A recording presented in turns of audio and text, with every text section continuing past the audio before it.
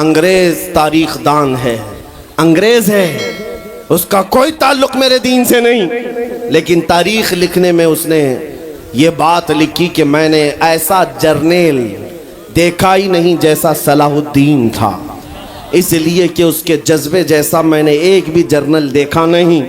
ایک بار کا واقعہ لکھا ہے کہ 12,000 کی فوج تھی صلاح الدین کے ساتھ، 12,000 کی فوج تھی صلاح الدین ایوبی کے ساتھ، اور جس وقت وہ میدان میں اترا مقابل میں صلیبیوں کی تعداد 4 لاکھ کی تھی، 4 لاکھ کی تھی۔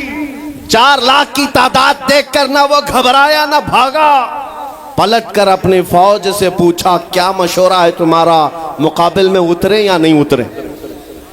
صلاح الدین کے لشکری اور اس کے نوجوان سپاہی عام لوگ نہیں تھے، جذبہ جوان تھا۔ عرض کیا اے صلاح الدین ہمارے سپہ سالار، رسول اللہ کے صحابہ تعداد دیکھ کر اترتے تھے تو ہم بھی تعداد دیکھ کے اتریں گے، اگر نبی کے صحابہ تعداد نہیں دیکھتے تھے تو ہم بھی اس تعداد کا کوئی پرواہ نہیں کریں گے۔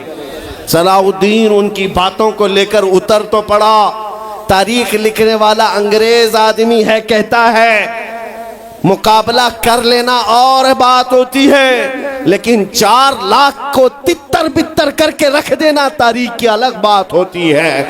صلاح الدین کے اس کارنامے کے بعد وہ انگریز تاریخ دان کہتا ہے ہمارے علاقوں میں حال یہ ہو گیا تھا، ہمارے ہاں کی مائیں اپنے بچوں کو تھپکیاں دے کر سلاتی تھی اور یہ کہتی تھی کہ بیٹا سو جا نہیں تو صلاح الدین آ جائے۔ سبحان اللہ، سبحان اللہ۔ یہ میں اس لیے باتیں عرض کر رہا ہوں کہ صلاح الدین ایوبی کی طاقت وہ ان کی اپنی باڈی کی طاقت نہیں تھی، وہ نہ ہی کسی جگہ سے ورزش کر کے حاصل کی ہوئی طاقت تھی۔ صلاح الدین کی طاقت عشق مصطفیٰ کی وجہ سے تھی، وہ محبت رسول کا پیکر تھا۔ ہم نے تاریخ میں ان جوانوں کو دیکھا ہے جنہوں نے تاریخ الٹ کر کے رکھ دیا ہے، جنہوں نے زمین میں ایک الگ پرچم لہرا کر رکھ دیا ہے۔ آپ کو پتہ ہے اسی ہندوستان کی سرزمین پر سب سے پہلا 10,000 کا لشکر لے کر آنے والا ایک جوان عرب سے سب سے پہلے آنے والا محمد بن قاسم صرف 19 سال کی عمر میں آیا تھا، 19 سال کی عمر میں آیا تھا۔ کس لیے آیا تھا؟ مال لوٹنے نہیں آیا تھا، یہاں جگہ قبضہ کرنے نہیں آیا تھا، جیسے آج تاریخ توڑ مروڑ کر کے بتائی جا رہی ہے۔ جتنے بادشاہ آئے سب اکرمن کیے، سارے لوگ یہاں لوٹ پاٹ کرنے آئے تھے، یہ تاریخ توڑ مروڑ کر بیان کی جاتی ہے۔ میرے عزیزو اس پر پھر کبھی گفتگو کریں گے، لیکن محمد بن قاسم کیوں آیا تھا؟ الہ آباد کے ایک پنڈت ہے، انہوں نے خود لکھا ہے، میں اپنی بات نہیں پنڈت جی کی بات کہہ رہا ہوں۔ اس وقت حالات ایسے ہو گئے تھے کہ چند عورتیں، مسلمان عورتیں جو سری لنکا کی سرزمین سے حج کے لیے جا رہی تھی، اس وقت راجہ دابر سنگھ اس کے کچھ گنڈوں نے ان عورتوں کو پکڑ لیا، ان کی عزت لوٹی، ان کا مال لوٹا، ان کو قیدی بنایا۔ ان عورتوں نے اس وقت پکار کر کہا تھا کہ کوئی ہے جو ہماری عزت بچائے گا۔ کوئی تجارت کرنے والا باہر سے آیا ہوا تاجر بات سن کر کے عرب گیا، عرب میں جا کر گورنر جو تھا اس کے سامنے واقعہ بیان کر رہا تھا۔ 19 سال کا جوان محمد بن قاسم وہاں سے گزر رہا تھا، اس نے اتنا واقعہ سنا کہ ہند کی سرزمین پر کچھ ہماری بہنوں کی عزت لوٹی جا رہی ہے۔ وہیں کھڑے ہو کر اس نے کہا لبیک یا اختی، اے میری بہن میں تیری عزت کی حفاظت کے لیے آ رہا ہوں۔ وہاں سے پکارا اپنے چچا جو گورنر تھا اس وقت، اس سے 10,000 کا لشکر لے کر کے سب سے پہلے یہاں آنے والا محمد بن قاسم کس لیے آیا تھا؟ مال لوٹنے کے لیے نہیں، عورتوں کی عزت بچانے کے لیے آیا تھا۔ ہندوستان کی سرزمین پر قدم رکھا اور اس کے بعد سامنے مقابل میں فوراً جنگ کے لیے نہیں آیا، کہا کہ جن عورتوں کو قیدی بنایا وہ چھوڑ دو، جو حج کے لیے جا رہی تھی انہیں آزاد کر دو، اور دوسری بات جنہوں نے گنڈا گردی کی ہے انہیں پکڑو اور جیل میں ڈالو۔ راجہ کو گھمنڈ تھا، اس نے انکار کیا تو محمد بن قاسم نے کہا چلو آؤ محمد عربی کے شیروں سے مقابلہ ہو جائے۔ 3 دن کا مقابلہ ہوا تھا، نہ راجہ بچا نہ باجا بچا، سارے ہزارے ادھر سے ادھر ہو گئے اور محمد بن قاسم کا پرچم لہرایا میرے عزیزوں عورتوں کی عزت کا محافظ 19 سال کا جوان تھا جس نے آتے ہی عورتوں کی عزت بھی بچائی اور میرے دین کا پرچم بھی لہرایا۔ میں آج پوچھتا ہوں ہماری عمریں کتنی ہو گئیں؟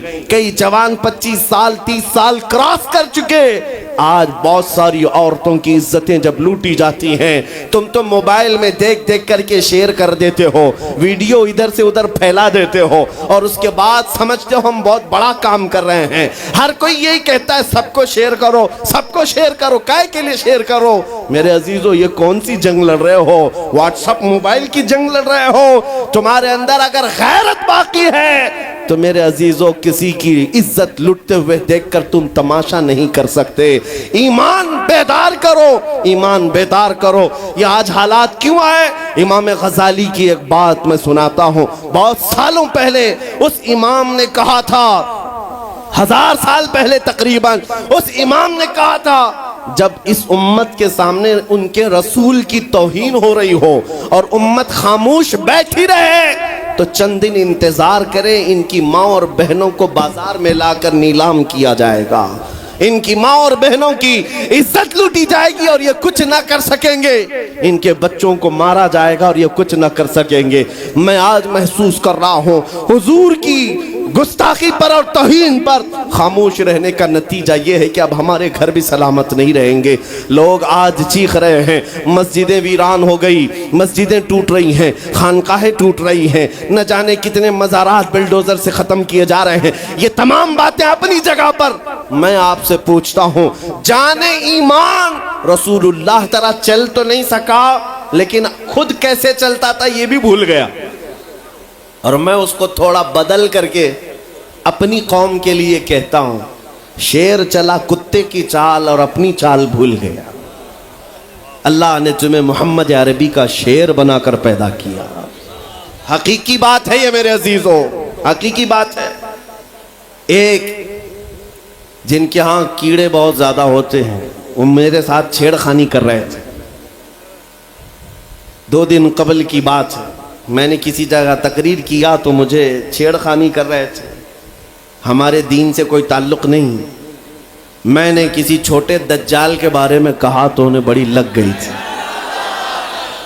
آج کی تقریر پھر وہ سن رہا ہوگا، صاحب میں کہتا ہوں، مجھے انہوں نے میسج میں کہا ہے گوشت خور مولانا، گوشت خور مولانا، گوشت کھاتے ہیں اور اسٹیجوں پر چلاتے ہیں۔ میں نے جواب میں کہا اللہ کا بڑا شکر ہے گوبر خور تو نہیں ہے، اللہ کا بڑا شکر ہے ہم گوبر کو کوہ نور کہنے والے تو نہیں ہیں۔ اللہ نے دودھ پینے والی قوم میں پیدا کیا ہے، پیشاب پینے والی میں نہیں۔ نعرے تکبیر، نعرے رسالت، نعرے حیدری۔ میرے عزیزو یہ کوئی بات لطیفے کی نہیں ہے اور نہ ہی چھیڑ خانی کی بات ہے۔ میں ان سے کہتا ہوں ہمیں چھیڑو مت، ہم اپنے نبی کی بات کرتے ہیں، ہم اپنے نبی کی بات کرتے ہیں، اور جہاں پھر تم چھیڑو گے تو پھر ہم اپنے طور پر جواب بھی دیتے رہیں گے انشاءاللہ۔ اس لیے کہ اپنی اپنی قسمت کی بات ہے۔ مجھے گوشت خور مولانا کہہ رہے ہو اور خود کی حالت معلوم نہیں ہے۔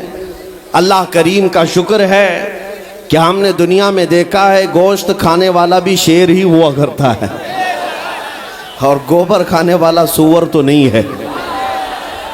اللہ کا بڑا کروڑا احسان ہے۔ میں ان باتوں میں نہیں آ رہا، لیکن ایک بات ضرور کہنا چاہتا ہوں اے سنیو، ایک بات کہ دنیا 1000 تانے دے، ہمیں فرق نہیں پڑنا چاہیے، اپنے نبی کے اخلاق کو کھل کر کہنا ہے۔ میں آپ سے پوچھتا ہوں کیا ہمارا یہ ایمان ہے یا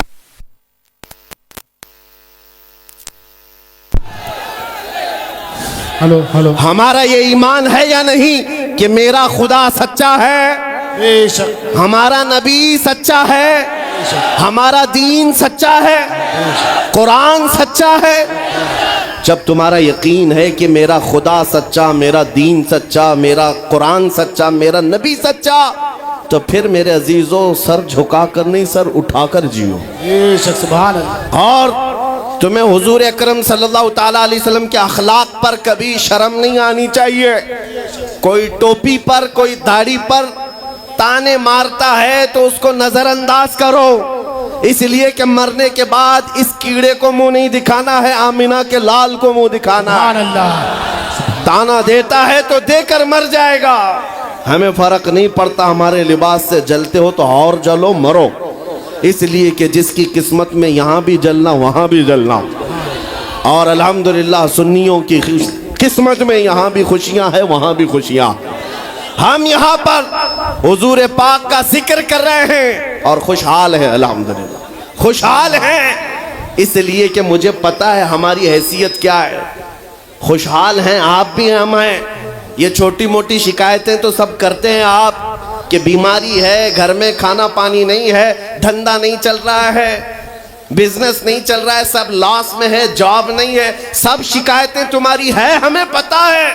میرے عزیزوں، ہم تو بار بار یہ رونا روتے ہیں، ہم بڑی کمزور قوم ہیں، ہم بڑی کمزور قوم ہیں، ہم بڑی کمزور قوم ہیں. لیکن میڈیا کے دجالی کتے بار بار بھونک بھونک کر بتاتے ہیں تم کچھ ہو، تم کمزور نہیں ہو. 24 گھنٹے ہم پر ڈیبیٹ ہوتا ہے کہ نہیں ہوتا ہے؟ کل ملا کر ہم پر ہی ڈیبیٹ. ارے میاں، یہاں تو الیکشن بھی کیمپیننگ کے لیے ہم ہیں. ہمارے مدعے کو لے کر کے ہی سب کو لڑانا ہے، سب کے درمیان. میں آپ سے یہ کہتا ہوں، یہ باتیں یوں ہی نہیں، وہ بار بار تمہیں بھونک کر بتا رہے ہیں تم کچھ ہو، لیکن تم کہتے ہو نہیں میں کچھ نہیں ہوں. ہم کمزور ہیں، وہ کہتے ہیں نہیں کمزور نہیں تم کچھ ہو. ایک طرف تو کہتے ہیں کچھ نہیں ہے، سب بکھرے ہوئے لوگ ہیں، پنچر پتر بھی کہتے ہیں. لیکن پھر ہم ان سے کہتے ہیں میاں پنچر پتر ہے تو 24 گھنٹے ڈیبیٹ ہم پر کیوں کرتے ہو؟ ڈر کس بات کا ہے؟ کس بات کا ڈر ہے؟ کیا دوسری اور قومیں نہیں ہیں جس کو نشانہ بناؤ گے؟ ارے 70 قومیں موجود ہیں. لیکن ہمیں پتا ہے تمہاری آنکھوں میں اگر کوئی چبھتا ہے تو غلام مصطفیٰ ہی ہے، اس لیے کہ انہیں بھی تاریخ پتا ہے. یہ اگر نکل پڑے ہیں صحرا سے بغیر چپل کے پیوند لگے کپڑوں سے تو قیصر و کسریٰ کو بھی دھول چٹا سکتے ہیں. دنیا کی سپر پاور طاقتوں کو گھٹنے ٹیکنے پر مجبور کرنے والی قوم وہ عمر بن خطاب کے شاگرد تھے، صحابہ کرام تھے.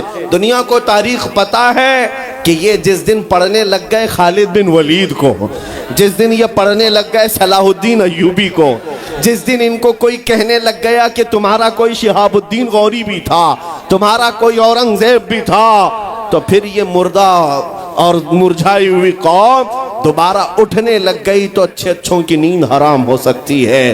اسی لیے کہا جاتا ہے مسلمانوں کے محلے میں نشہ بانٹو، مسلمانوں کو نشہ کرواؤ. نشہ بیچنے والے یہی، نشہ کرنے والے یہی، اس لیے کہ یہ جب تک نشہ میں رہیں گے ہم سکون سے رہیں گے، اور جس دن یہ اٹھ گئے تو دوسروں کے سکون کے لالے پڑ جائیں گے. اس لیے میرے عزیزوں، میں تمہیں بیدار کرنے کے لیے آیا ہوں اور دنیا کی نظروں میں کھٹکتا رہوں گا، لیکن میرے پاس جتنا بھی وقت موجود ہے میں خاموش نہیں رہوں گا انشاءاللہ العزیز. کل کو بھی اگر میری پھانسی ہو جائے مجھے اس بات کی پرواہ نہیں ہے. دنیا سے جائیں گے، ہمارے ایک کے مر جانے کے بعد ان کتوں سے کہتا ہوں کہ اس کو یہ مت سمجھ لینا کہ اسلام ختم ہو جائے گا. مجھ جیسے 1000 کٹ بھی جائیں تب بھی ہم نعرہ یہی لگائیں گے، اسلام زندہ ہوتا ہے ہر کربلا کے بعد. نعرے تکبیر، نعرے رسالت، شہنشاہ خطابت، شیر ہندوستان سلمان مفتی سلمان ہزاری صاحب قبلہ. سبحان اللہ، سبحان اللہ. میرے عزیزوں، بات آج ایمان کی ہے. میں نے آج تک کسی تقریر میں کسی کو اسلحہ اٹھانے کی بات نہیں کی، میں نے کبھی کسی کو بندوق بارود چاقو تلوار کی بات نہیں کی، اور نہ ہی ہمیں ضرورت ہے. میرے عزیزوں، ہم تو چاہتے ہیں کہ تم عشق رسول کا جامہ پہن لو، حضور کی محبت کا لباس پہن لو. میرے عزیزوں، چاقو بلیڈ بھی اٹھانے کی ضرورت نہیں، تمہارے چلتے پھرتے دیکھ کر کتنے کیڑے فنا ہو جائیں. ہاں، صرف تمہاری چلت پھرت سے کئی کتے نالیوں میں مر جائیں. سب کو سمجھ میں آتی ہے بات. اور جن لوگوں نے مجھ سے پوچھا تھا بار بار آپ کتے کس کو کہتے ہیں, میں نے کہا کوئی سنی مجھ سے پوچھا ہی نہیں, کسی نے مجھ سے پوچھا ہی نہیں. یہ ساری تقریریں سن رہے ہیں, آپ نے پہلے ہی پوچھا تو کہیں ایسا تو نہیں کہ زخم پر جا کر بات لگی ہو.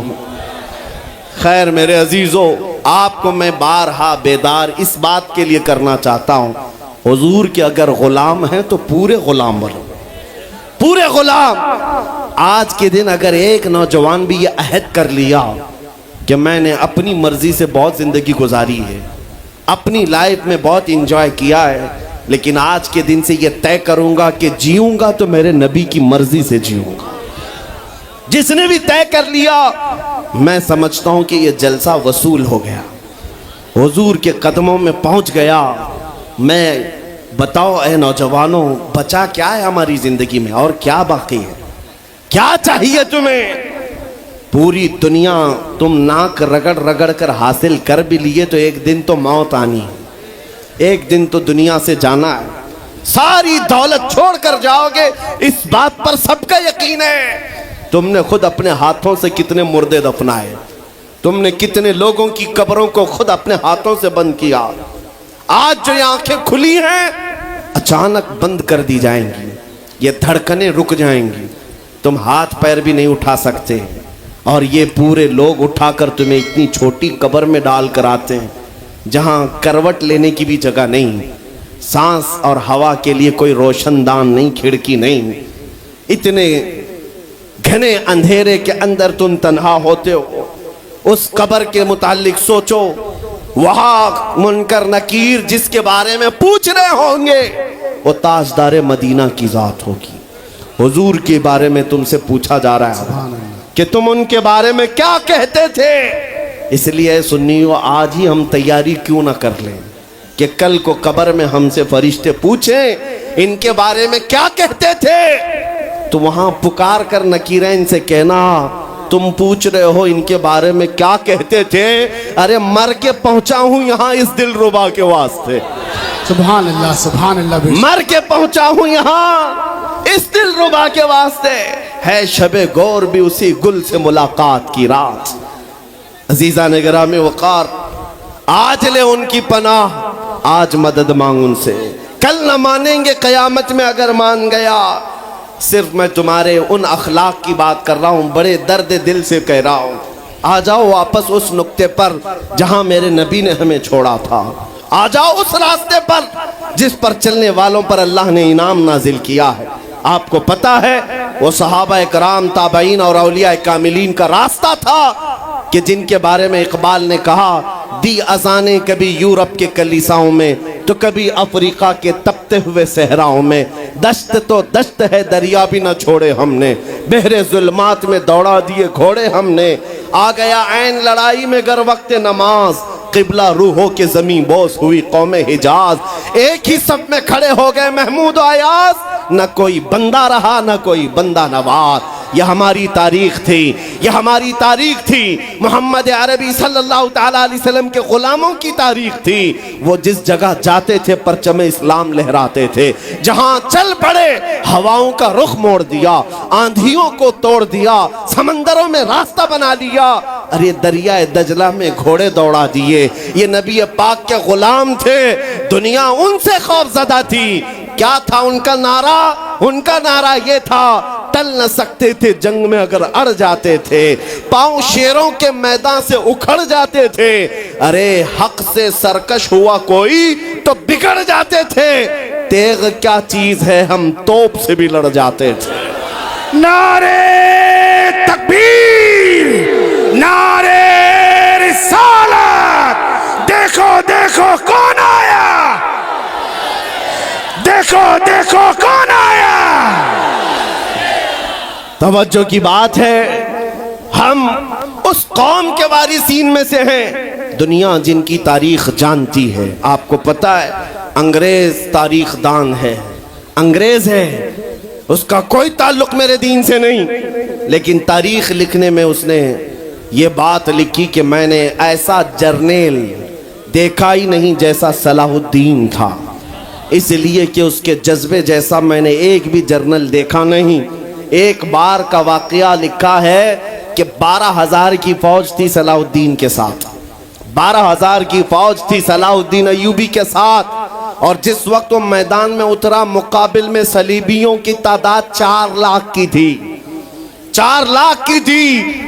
4 لاکھ کی تعداد دیکھ کر نہ وہ گھبرایا نہ بھاگا، پلٹ کر اپنی فوج سے پوچھا کیا مشورہ ہے تمہارا، مقابل میں اترے یا نہیں اترے؟ صلاح الدین کے لشکری اور اس کے نوجوان سپاہی عام لوگ نہیں تھے، جذبہ جوان تھا۔ عرض کیا اے صلاح الدین ہمارے سپہ سالار، رسول اللہ کے صحابہ تعداد دیکھ کر اترتے تھے تو ہم بھی تعداد دیکھ کے اتریں گے، اگر نبی کے صحابہ تعداد نہیں دیکھتے تھے تو ہم بھی اس تعداد کا کوئی پرواہ نہیں کریں گے۔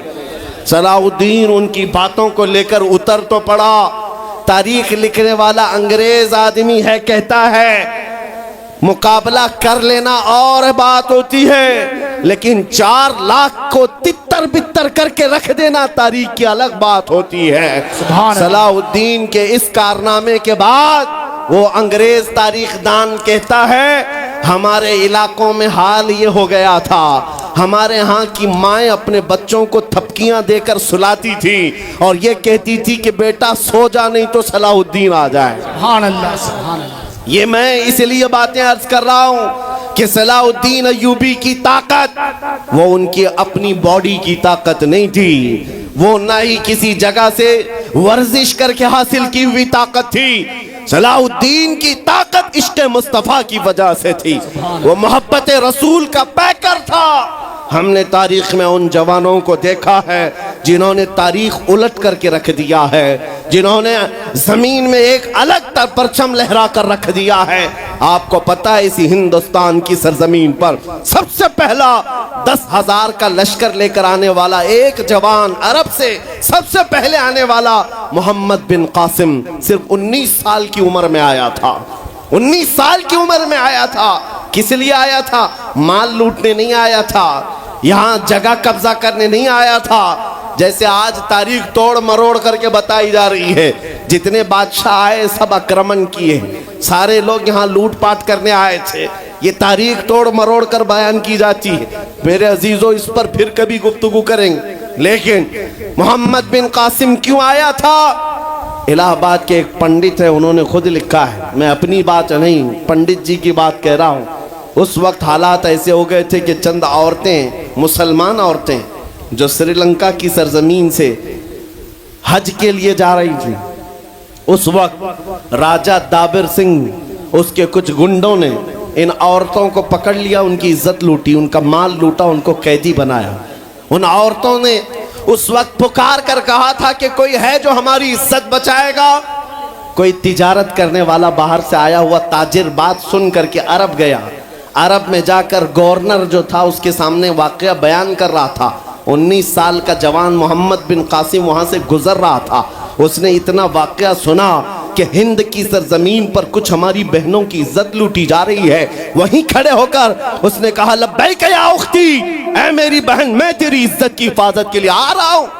وہاں سے پکارا اپنے چچا جو گورنر تھا اس وقت، اس سے 10,000 کا لشکر لے کر کے سب سے پہلے یہاں آنے والا محمد بن قاسم کس لیے آیا تھا؟ مال لوٹنے کے لیے نہیں، عورتوں کی عزت بچانے کے لیے آیا تھا۔ ہندوستان کی سرزمین پر قدم رکھا اور اس کے بعد سامنے مقابل میں فوراً جنگ کے لیے نہیں آیا، کہا کہ جن عورتوں کو قیدی بنایا وہ چھوڑ دو، جو حج کے لیے جا رہی تھی انہیں آزاد کر دو، اور دوسری بات جنہوں نے گنڈا گردی کی ہے انہیں پکڑو اور جیل میں ڈالو۔ راجہ کو گھمنڈ تھا، اس نے انکار کیا تو محمد بن قاسم نے کہا چلو آؤ محمد عربی کے شیروں سے مقابلہ ہو جائے۔ 3 دن کا مقابلہ ہوا تھا، نہ راجہ بچا نہ باجا بچا، سارے ہزارے ادھر سے ادھر ہو گئے اور محمد بن قاسم کا پرچم لہرایا۔ میرے عزیزو عورتوں کی عزت کا محافظ 19 سال کا جوان تھا، جس نے آتے ہی عورتوں کی عزت بھی بچائی اور میرے دین کا پرچم بھی لہرایا۔ میں آج پوچھتا ہوں ہماری عمریں کتنی ہو گئیں؟ کئی جوان 25 سال 30 سال کراس کر چکے، آج بہت ساری عورتوں کی عزتیں جب لوٹی جاتی ہیں، تم تو موبائل میں دیکھ دیکھ کر کے شیئر کر دیتے ہو، ویڈیو ادھر سے ادھر پھیلا دیتے ہو، اور اس کے بعد سمجھتے ہو ہم بہت بڑا کام کر رہے ہیں۔ ہر کوئی یہی کہتا ہے سب کو شیئر کرو، سب کو شیئر کرو، کائے کے لیے شیئر کرو؟ میرے عزیزو، یہ کون سی جنگ لڑ رہے ہو؟ واٹس ایپ موبائل کی جنگ لڑ رہے ہو؟ تمہارے اندر اگر غیرت باقی ہے تو میرے عزیزو کسی کی عزت لٹتے ہوئے دیکھ کر تم تماشا نہیں کر سکتے۔ ایمان بیدار کرو، ایمان بیدار کرو۔ یہ آج حالات کیوں آئے؟ سلیمان علیہ السلام اللہ کے ایک ایسے نبی ہیں جن کو اللہ تعالیٰ نے علم و حکمت بہت زیادہ نوازا اور دنیا کی حکومت عطا فرمایا۔ بہت بڑی حکومت سلیمان علیہ السلام کے ہاتھ میں تھی۔ اتنا ہی نہیں، ہواؤں کو سلیمان علیہ السلام کے تابع کیا گیا تھا۔ وہ جس طرف چاہتے تھے ہوائیں اس طرف اڑتی۔ سارے پرندوں کی بولیاں ان کو سکھائی گئی، جانوروں کی، جنات کی، ہر ایک کی بولی آپ کو سکھائی گئی اور ان پر حکومت بھی آپ کو دی گئی۔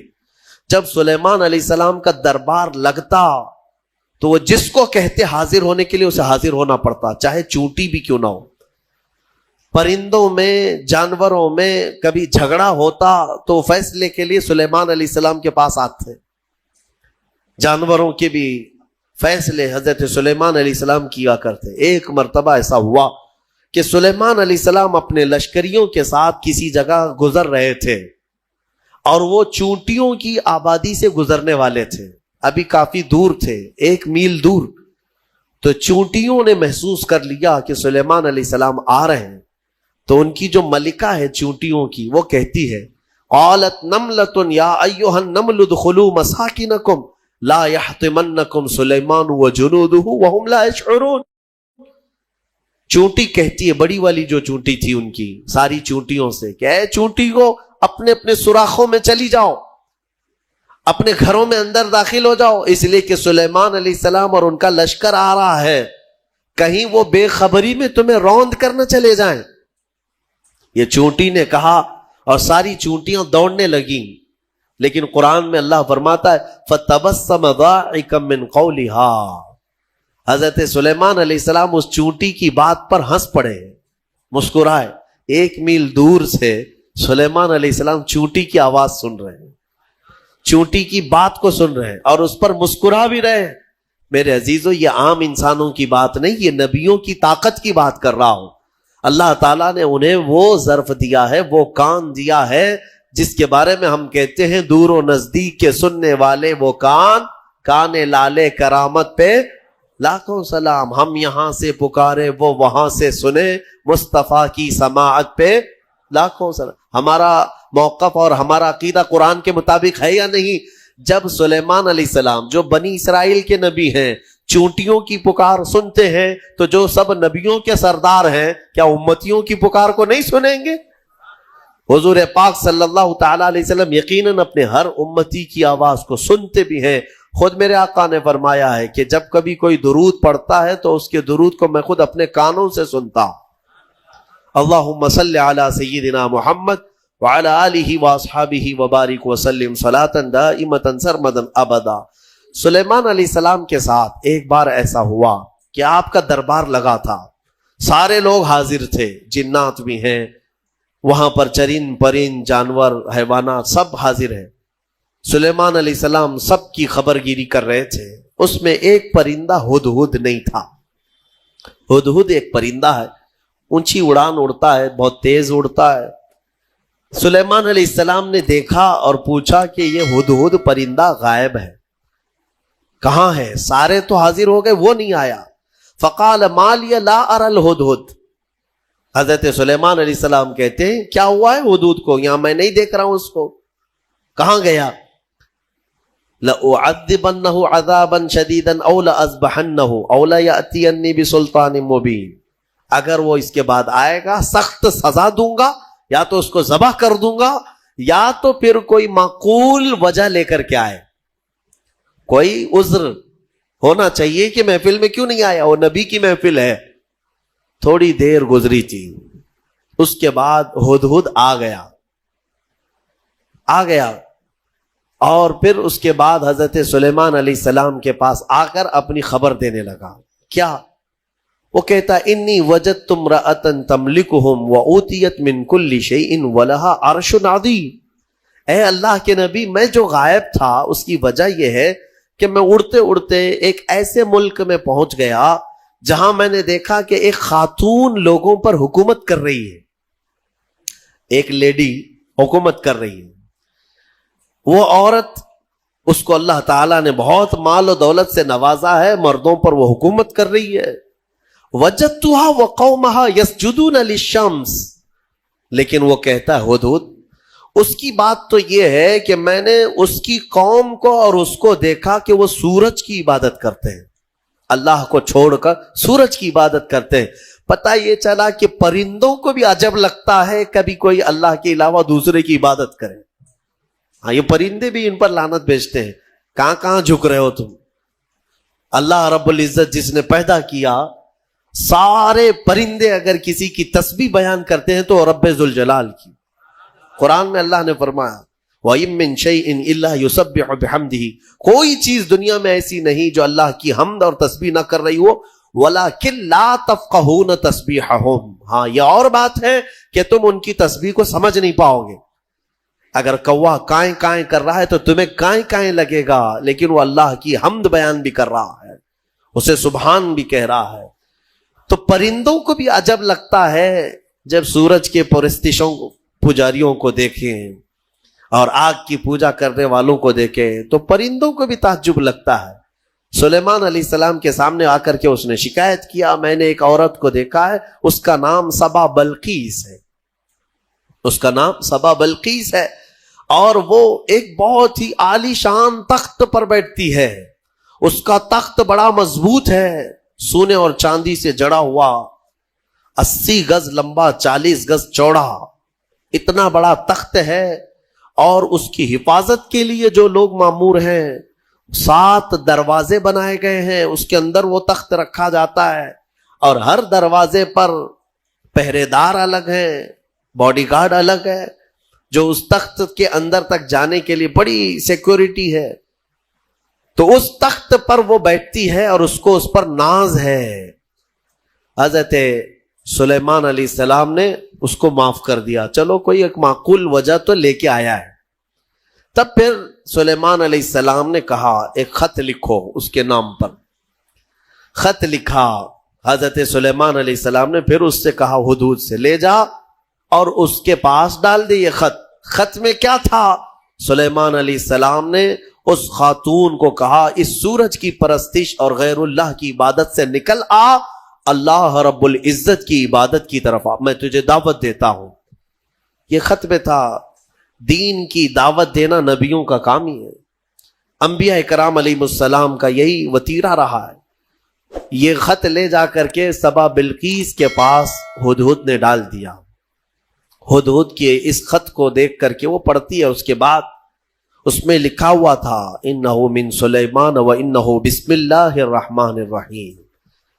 سلیمان کی طرف سے یہ خط آیا ہے، اللہ کے نام سے شروع جو نہایت مہربان رحمت والا. اور اس کے بعد جو میٹر تھا اللہ تعالی علیہ واتونی مسلمین، گھمنڈ مت کر، میرے پاس مسلمان ہو کر کے آ جا. سلیمان علیہ السلام نے دعوت دی. تب سبا بلقیس، اس کا اپنا ایک رعب تھا، اس کی فوج تھی، اس کی رعایا تھی، حکومت تھی. تو اس نے اپنی قوم کے بڑے بڑے اعزاء کو بلایا، جو شرفاء تھے ان کو بلایا اور مشورے کے لیے پوچھا کہ لوگوں دیکھو میرے پاس سلیمان علیہ السلام کی طرف سے خط آیا ہے اور وہ مجھے بلا رہے ہیں کہ تو یہ سورج کی پرستش چھوڑ اور میرے دین پر آ جا، اللہ وحدہ لا شریک کی عبادت کر. تم لوگ کیا مشورہ دیتے ہو؟ تو لوگوں نے یہ کہا، اس کے جو وہاں محل کے پہرے دار تھے یا وزراء تھے، انہوں نے کہا قالوا نحن اولو قوت و اولو بأس شدید، ہم لوگ بہت طاقتور لوگ ہیں اور بہت سخت ترین حملہ کرنے والے لوگ ہیں، باقی معاملہ تمہارے اوپر ہے اے سبا بلقیس، اگر تم حکم دو گی تو ہم حملہ کریں گے، لڑیں گے. تو سبا بلقیس عقل والی خاتون تھی، اس نے کہا قالت ان الملوک اذا دخلوا قرية افسدوها، میں دیکھتی ہوں کہ جب بھی کوئی بادشاہ کسی ملک میں حملہ کرتا ہے تو پورا تباہ و برباد کر دیتا ہے، شہر کے شہر بکھر جاتے ہیں. وَجَعَلُوا أَعِزَّةَ أَهْلِهَا أَذِلَّةً، بڑے بڑے عزت والے لوگ ذلیل ہو جاتے ہیں، گھر ٹوٹ گئے، دکانیں برباد ہو گئیں. تو سبا بلقیس کا یہ جملہ توجہ سے، کہ جب بھی کسی شہر پر یا کسی بستی پر یا کسی ملک پر حملہ ہوتا ہے تو بچتا کیا ہے؟ کھنڈرات، سب تباہ و برباد ہو جاتا ہے. لڑائیاں دو بادشاہوں کی ہوتی ہیں لیکن پوری تباہی قوم کی ہوتی ہے. ابھی ہم دیکھ رہے ہیں مسلسل اخبار یوکرین کی پڑھتے ہوں گے یا سنتے ہوں گے یا دیکھتے ہوں گے آپ لوگ، بات دو لوگوں کی اور اس میں پوری کی پوری قوم پس جاتی ہے، پورے کے پورے شہر رشیا نے ہلاک کر دیے. آج ہی جا کر کے اٹھا کر کے اخبار دیکھ لینا یا نیوز دیکھ لینا، ایک ایک شہر کو رشیا نے جو جلایا ہے 90% شہر جل چکا ہے، 90% شہر جلا ہوا ہے. جو بچے ہوئے لوگ تھے وہ مارے گئے ہیں یا جل گئے ہیں، باضابطہ میزائل داغے گئے، وہاں کی سرکاری حکومتیں توڑ دی گئیں، تباہ کر دی گئیں، گاڑیاں جلی ہوئی راکھ کی ڈھیر بنی ہوئی ہیں، ایک پورا پورٹ قبضے میں لے لیا. یوکرین چھوٹا سا ایک ملک ہے لیکن رشیا پورے کے پورے ٹینک اتار دے، میزائل داغ دے، شہر کے شہر کو جلا دے. مزے کی بات تو یہ ہے کہ آتنکوادی نہیں ہے. ہاں، مزے کی بات تو یہی ہے کہ وہ ٹیررسٹ نہیں ہے، آتنکوادی نہیں ہے. آتنکوادی تو افغانستان والے ہیں، آتنکوادی تو ملک شام والے ہیں، یمن والے ہیں. دنیا کی اس دوہری پالیسی کو محسوس کرتے ہو کبھی؟ میڈیا والوں کی زبان سے سنا کہ رشیا آتنک پھیلایا ہوا ہے، دہشت پھیلایا ہوا ہے. ارے اس نے نہ جانے کتنوں کو ہلاک کر دیا ابھی 50 دن کے اندر. 50 دن کے اندر بھوکے پیاسے لوگ ہیں وہاں پر. آج یہ ڈھکی چھپی بات نہیں، سب کی آنکھوں کے سامنے ہے، لیکن کوئی کہتا ہے اس پر؟ دو سپر پاور لوگوں کی لڑائیاں ہیں، دنیا اس میں بات کرنے سے بھی گھبراتی ہے. ہاں، کوئی سرکاری کمنٹ نہیں کرے گا ابھی رشیا کے بارے میں کہ تو ٹیررسٹ ہے یا تو آتنکوادی ہے، کیونکہ ان کو بھی اپنے انجام کی فکر ہے، کہیں یہ دادا ہمارے اوپر بھی حملہ نہ کرے. تو اس کا مطلب ہے کہ ٹیررسٹ، آتنکواد، دہشت گرد، یہ سب جو جملے ہیں نا، یہ خاص خاص لوگوں کے لیے ہے، خاص خاص لوگوں کے لیے ہے. ہاں، اپنا ہو تو بیٹا ہے، دوسروں کا ہو تو پٹا ہے. ہمارے ہاں کہتے ہیں نا، وہ پٹا دیکھو کیسا ہے، یہ پٹا کیسا ہے، وہ سب پٹے ہیں اور اپنا بیٹا ہے. تو ان کی جس سے جمتی ہے ملتی ہے وہ پورا کا پورا شہر تباہ کرے، نہیں امن کے لیے کر رہا ہے وہ. اور اگر کہیں کسی کے ہاتھ میں بلیڈ میں مل گیا تو ارے یہ تو بڑا آتنکوادی ہے. یہ ہے دنیا کی پالی. بہرحال میں جو بات عرض کر رہا تھا، سبا بلقیس کی بات صحیح ہے کہ اس نے کہا کہ جب بھی کبھی بادشاہ کسی شہر میں آتے ہیں تو سب تباہ کرتے ہیں. میں یہ کام کرتی ہوں کہ کچھ ہدیے، تحفے، مال سلیمان علیہ السلام کے ہاں بھیج دیتی ہوں. اگر وہ مال کے لیے ہی کر رہے ہیں تو یہ ہدیے لے کر کے چپ بیٹھ جائیں گے، خاموش ہو جائیں گے، ٹیکس لے لیں گے میرے سے، لڑائی نہیں کریں گے اور نہ ہی مجھے دین کی دعوت دیں گے. تو بہت سارے قیمتی تحفے دے کر کے بلقیس نے بھیجا سلیمان علیہ السلام کے پاس. وہ لوگ لے کر کے آئے، کہا ہماری ملکہ نے آپ کے حوالے کیا ہے. حضرت سلیمان علیہ السلام نے دیکھا، کہا ارجع الیہم، لے جاؤ اپنی ملکہ کے پاس یہ واپس، اس سے کئی گنا زیادہ اچھا مال میرے مولا نے مجھے دیا ہے. تمہاری ملکہ، تمہاری خاتون مجھے مال سے خریدنا چاہتی ہے، لے جاؤ. دین کی دعوت ہم نے مال کے لیے نہیں دی، یہ واپس لے جاؤ. اور اگر اس کا ارادہ نہیں ہے، ہم ابھی آ رہے ہیں اپنا لشکر لے کر کے. ایسا لشکر لے کر کے آئیں گے کہ نہ پہلے کبھی تم نے سنا تھا نہ بعد میں کوئی سنیں گے.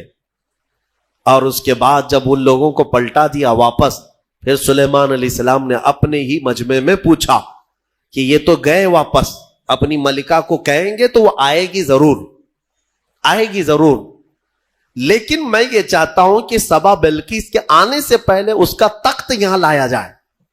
کوئی ہے مجمع میں؟ قرآن میں ہے قال عفریت من الجن انا آتیک بہ قبل ان تقوم من مقامک. ایک سرکش جن کھڑا ہوا, جنات میں سے ایک جن کھڑا ہوا اور اس نے کہا اے اللہ کے نبی میں لے کر آؤں گا. کتنی دیر میں؟ کہا آپ کی مجلس ختم ہونے سے پہلے لے آؤں گا. سلیمان علیہ السلام فلسطین میں ہے اور سبا بلقیس غالباً یمن کے کسی علاقے میں. یہ تقریباً 1000 کلومیٹر سے زیادہ کا فاصلہ ہے, اور جن کہتا ہے کہ آپ کی مجلس ختم ہونے سے پہلے میں لاؤں گا. ہماری تفسیر کی مجلس چل رہی, کتنی دیر چلے گی؟ یا سلیمان علیہ السلام کی مجلس ہوگی دن بھر چلے, آدھا دن, پاؤ دن, گھنٹہ. اس نے کہا تو سلیمان علیہ السلام نے کہا اس سے بھی جلدی مجھے چاہیے, اس سے بھی جلدی چاہیے. جن آپ یہی سمجھتے ہیں نا, جنات سب سے زیادہ طاقت والے ہیں, اور جنات کو حاصل کرنے کے لیے بیچارے کتنے کیا کیا عملیات میں لگے رہتے ہیں اور سر پھرے بن جاتے ہیں.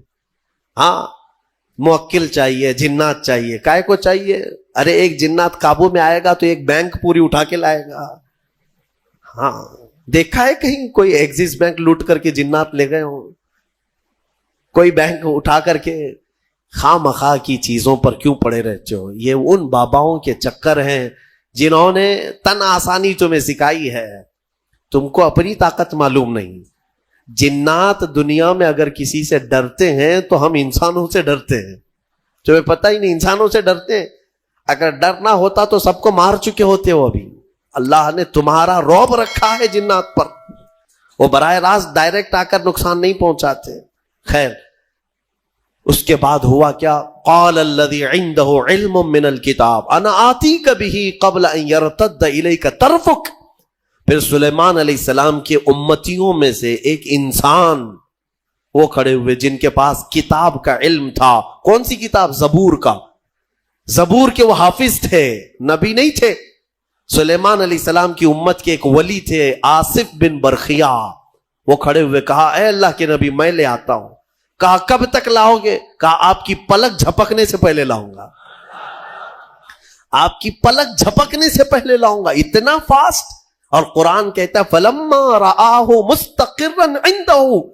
حضرت سلیمان علیہ السلام سے بھی بات ہو رہی تھی, پھر سلیمان علیہ السلام نے پلٹ کر کے دیکھا تو وہ تخت لا چکے تھے. ارے اتنی تیز, یہ کون سی طاقت ہے؟ انٹرنیٹ کا زمانہ, فیکس کا زمانہ, کوئی ایسی چیز ہے جو فوراً پارسل میں بھیج دی جائے. آج بھی اتنی فاسٹ سروس نہیں آئی. یہ 4000 سال پہلے اگر فاسٹ سروس آئی تھی تو تمہیں اندازہ ہونا چاہیے قرآن بتا رہا ہے اولیاء اکرام کی طاقت کتنی ہوتی ہے.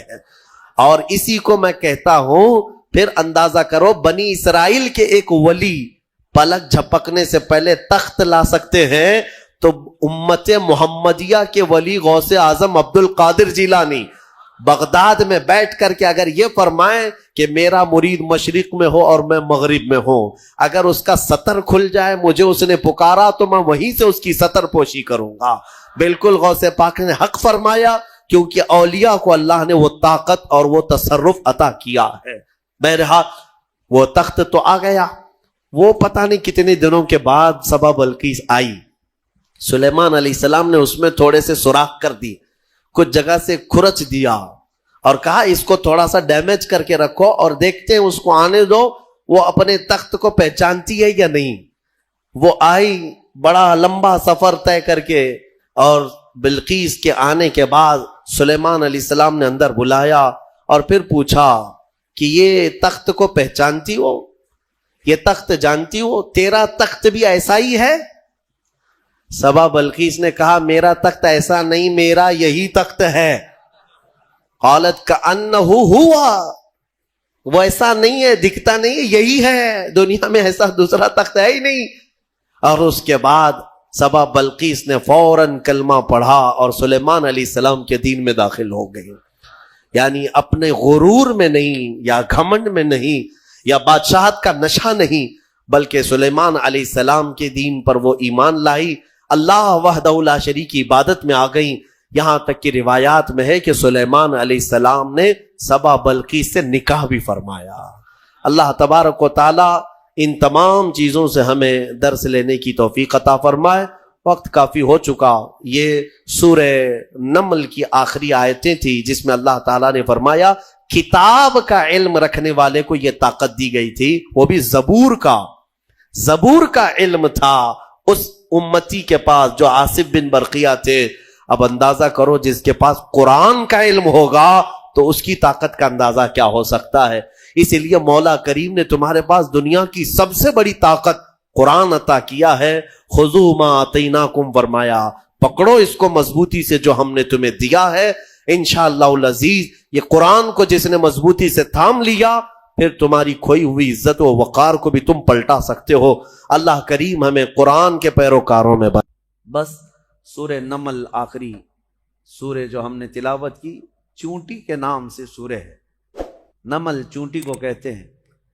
और एक वाकया इसमें जिक्र हुआ है हजरत सुलेमान अलैहिस्सलाम का, कि अल्लाह ताला ने सुलेमान अलैहिस्सलाम को हर जानवर, हर परिंदे की बोली सिखाई थी। वो अल्लाह के नबी सारे परिंदों की बोलियां जानते थे। उनका एक वाकया भी मौजूद है कि वो अपनी मजलिस जब सजाते तो सारे परिंदों को, सारे जानवरों को हाजिर होने का हुक्म देते। सब आ जाते। एक मर्तबा सबको हाजिर होने का हुक्म दिया, जिन्नात भी, इंसान भी, परिंद भी, चरिंद भी, जानवर भी, सारे पूरी महफिल को देखते हैं। सुलेमान अलैहिस्सलाम नजर डालते हैं और कहते हैं इसमें एक परिंदा गायब है जिसका नाम हुदहुद है। कहाँ है ये? वो नजर नबी की नजर है। उम्मती तो सब थे लेकिन जानवरों में से एक परिंदा हाजिर नहीं था। कहते हैं कि माली ला अरल हुदहुद, कहाँ है? मैं हुदहुद को नहीं देख पा रहा हूं, कहाँ गया है? अगर ये गायब है बगैर बताए, ला उअद्दिबन्नहु अज़ाबन शदीदा, मैं उसे सख्त तरीन सजा दूंगा। अगर वो मेरे बगैर बताए गया, क्लास से गैर हाजिर हो रहा है बगैर बताए। तो सुलेमान अलैहिस्सलाम ने जैसे ही कहा, सबों ने कहा कि ए अल्लाह के नबी, वो गायब है, मजलिस में नहीं है। थोड़ी ही देर के बाद हाँपता कांपता ये हुदहुद आ गया। हुदहुद एक परिंदा है, आ गया। कहा ए अल्लाह के नबी, माजरत, मुझे माफ करें, मैं उड़ते उड़ते एक ऐसे वतन में गया था जहां मैंने एक औरत को देखा कि वो बादशाह बनी हुई है लोगों की और वो हुकूमत कर रही है। और उसका हाल ये, वजदतुहा व कौमहा यसजुदून लिशम्स, उसकी पूरी कौम जो है सूरज की इबादत कर रहे हैं। परिंदा ताज्जुब कर रहा है लोगों पर, परिंदा ताज्जुब कर रहा है, सूरज की पूजा करने वालों को मैं देख करके आया। वो परिंदा हमारे मुल्क में आता तो कितना ताज्जुब करता, क्या क्या पूजा कर रहे हैं।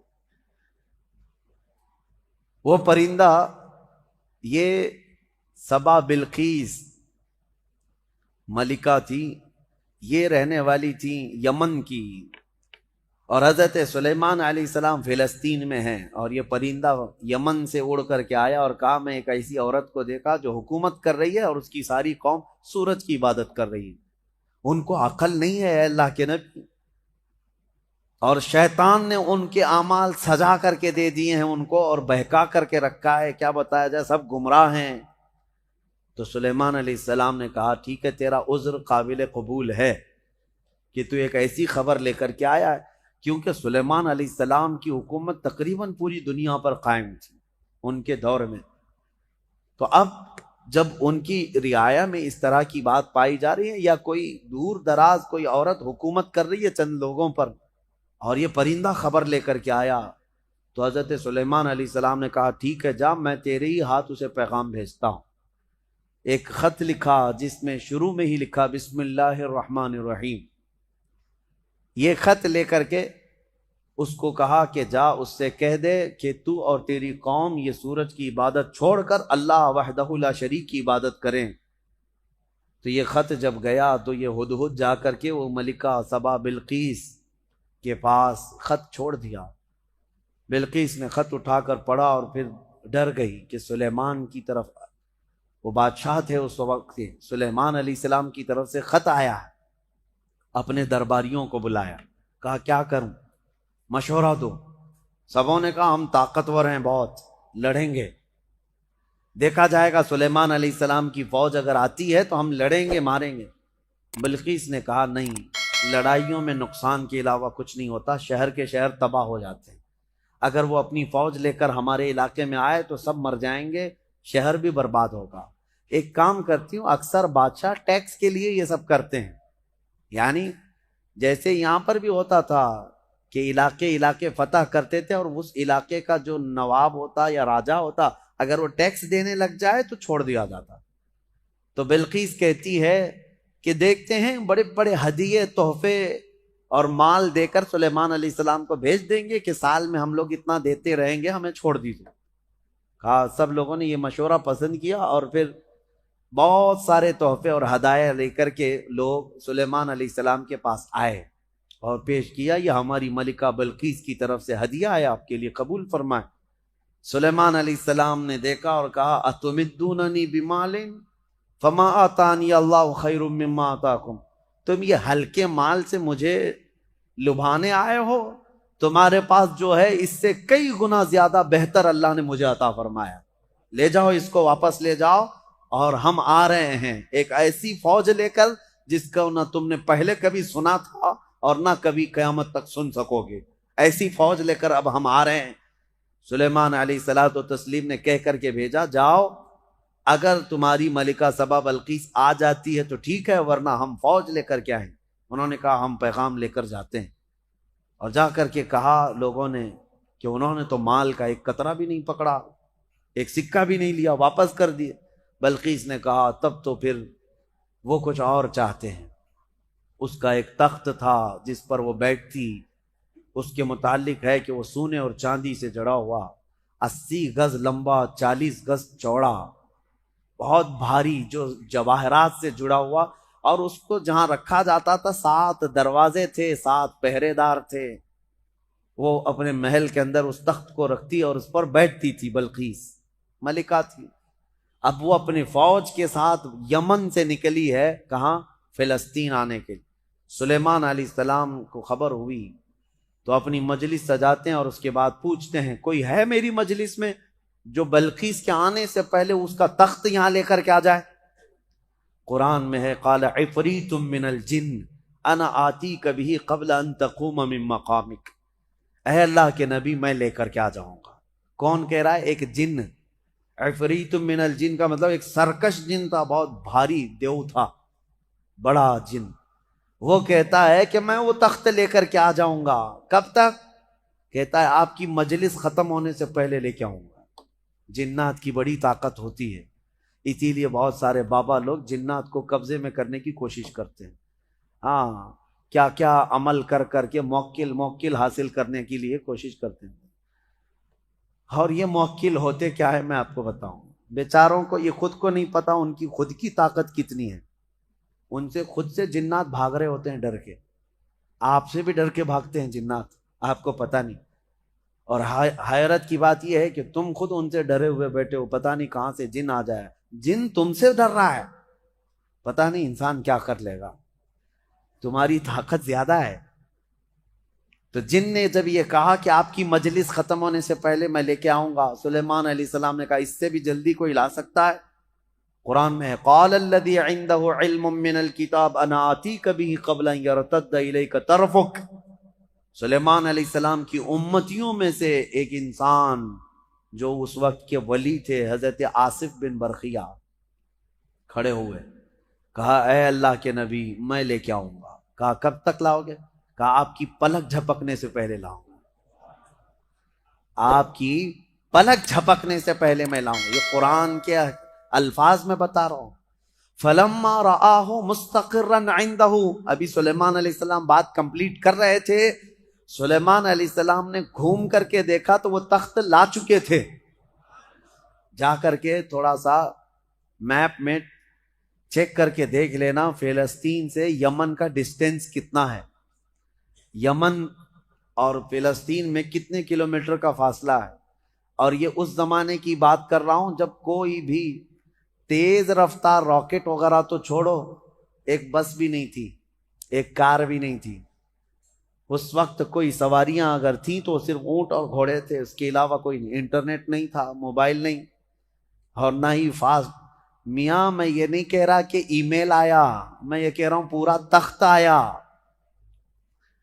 پورا تخت آیا. فزیکلی پکڑ کے دیکھ سکتے ہو, یہ نہیں ہے کہ صرف اس کی تصویر آئی تھی. اب میں آپ کو بتاؤں, سلیمان علیہ السلام نے جب یہ دیکھا تو کیا کہتے ہیں جانتے ہیں؟ اچھا ایک بات میں آپ کو بتا رہا ہوں, سلیمان علیہ السلام کون ہے؟ اللہ کے نبی ہیں. اور تخت جو لائے وہ کون ہے؟ اللہ کے ولی ہیں. نبی نہیں تھے, وہ ولی تھے. سلیمان علیہ السلام خود بھی تو لا سکتے تھے. ارے وہ جنات سے پوچھ رہے ہیں اور اپنے امتیوں سے پوچھ رہے ہیں, سلیمان علیہ السلام خود بھی تو لا سکتے تھے. یہ عقل کے اندھوں کو اس میں درس ہے جو نبی کی طاقت پر سوال کرتے ہیں. سلیمان علیہ السلام لا ضرور سکتے تھے, لیکن یہ چھوٹا کام ان کے ذہن نہیں دیتا تھا. ان کے امت کا ایک چھوٹا آدمی بھی یہ کام کر سکتا تھا. لوگ تو آج یہ پوچھتے ہیں کہ نبی کو پیٹ پیچھے کا علم نہیں, دیوار پیچھے کا علم نہیں. تمہارے باپ کی 70 پشتوں کا بھی علم میرے مصطفیٰ کو ہے. نبی پاک صلی اللہ تعالیٰ علیہ وسلم کو ہر شے کا علم اللہ نے عطا کیا ہے, اور طاقت و قوت کا عالم بھی یہی ہے. جب ان کے گدا بھر دیتے ہیں شاہان زمانہ کی جھولی, محتاج کا جب یہ عالم ہے تو پھر مختار کا عالم کیا ہوگا؟ محتاج کا جب یہ عالم ہے تو مختار کا عالم کیا ہوگا؟ اور وہ نبی نہیں تھے, ولی تھے. تخت لائے سلیمان علیہ السلام نے اس بات پر کیا کہا؟ ھذا من فضل ربی. یہ نہیں کہا دیکھو میری طاقت کتنی ہے, کہا یہ جو کچھ بھی ہوا یہ میرے رب کے فضل سے ہوا, میرے رب کے فضل سے. لوگوں ہمیشہ اس بات کو یاد رکھو. ہمارے یہاں پہلے رواج تھا, گھروں کے اوپر بھی ایک تختی لکھ کر کے لگائی جاتی تھی, ھذا من فضل ربی ہوتا تھا. گھروں پر یہ لگائے جاتے تھے. کیوں؟ گھر میں نے بنایا ہے, محنت سے بنایا, کمایا ہے, چڑھایا ہے, دیواریں چھت ڈالی ہے, لیکن لاسٹ میں یہ جملہ لکھتے تھے یہ سب میری طرف سے نہیں, ھذا من فضل ربی, یہ میرے رب کے فضل سے ہے. یہ ہمیشہ مسلمانوں کو یاد رکھنا چاہیے. اب اس کے بعد ملکہ بلقیس پتہ نہیں کتنے دنوں کے بعد پہنچی, آئی دربار سلیمان میں. جب حاضر ہوئی تو حضرت سلیمان علیہ السلام نے کہا تھا نکروا لہا عرشہا, اس کے تخت کو جو ہے جگہ جگہ سے تھوڑا سا ڈیمیج کر کے رکھو, سوراخ کر کے رکھو. تخت اسی کا ہے, بلقیس کا.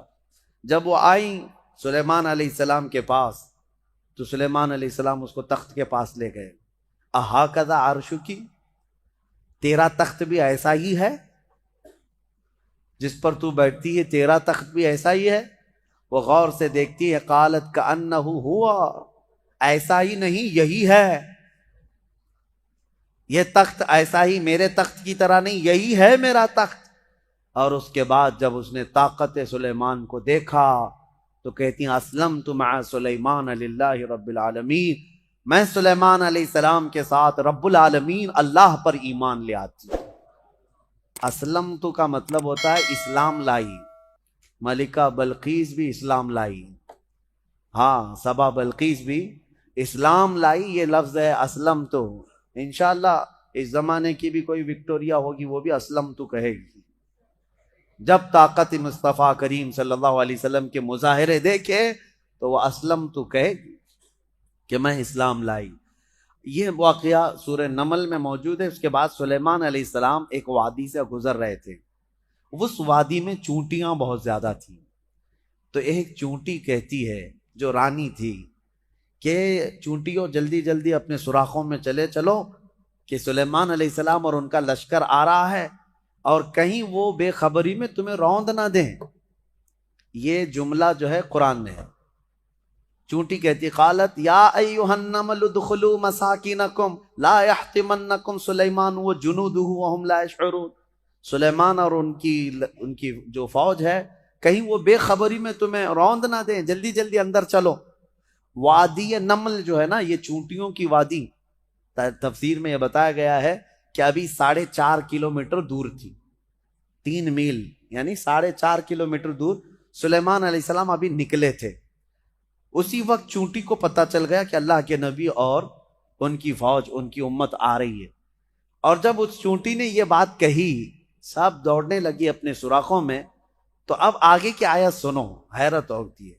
سلیمان علیہ السلام کے بارے میں قرآن کہتا ہے فَتَبَسَّمَ ضَاحِكًا مِّن قَوْلِهَا, چونٹی کی یہ بات سن کر کے حضرت سلیمان علیہ السلام مسکرا پڑے.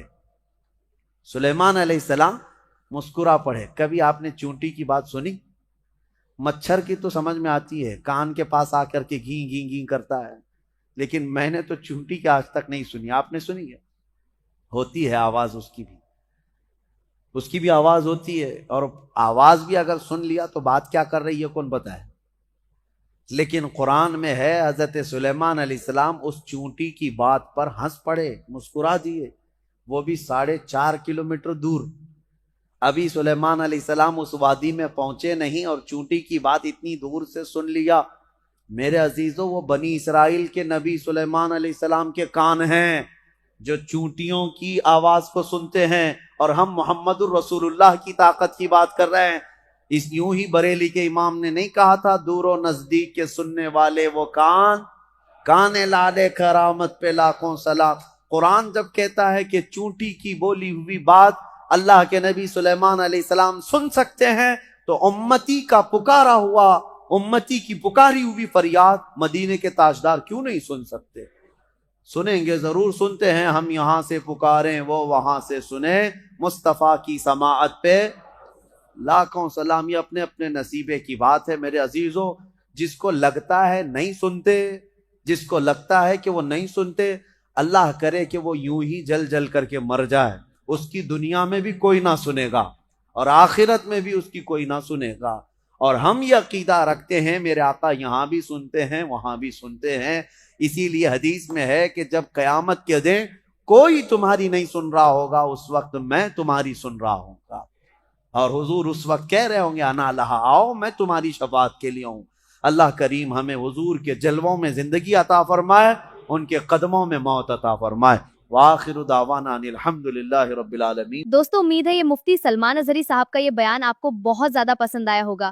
دوستو بیان پسند آیا ہو تو ہمارے چینل کو سبسکرائب کرنا اور ویڈیو کو لائک کرنا بالکل نہ بھولے. دوستو ہم آپ کے سامنے روزانہ مفتی سلمان اظہری صاحب کے نئے نئے بیان لاتے رہیں گے. دوستو آپ سے گزارش ہے ہمارے چینل کو سبسکرائب ضرور کریں.